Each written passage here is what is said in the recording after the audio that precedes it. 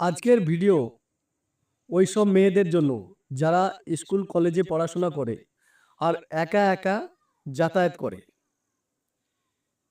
তোমরা সাবধানে চলাফেরা করবে। যদি রাস্তাতে কখনো কোনো বাচ্চাকে কাঁদতে দেখো আর তার কাছে গিয়ে যদি দেখো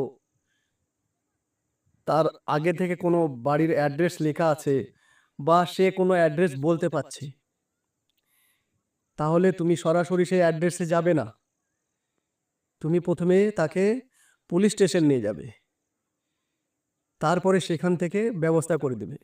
তুমি যদি সরাসরি সেই অ্যাড্রেসে যাও, এতে তোমার বিপদ ঘটতে পারে, তুমি কিডন্যাপ হয়ে যেতে পারো। এখন এই ধরনের অনেক জাল বিছানো আছে।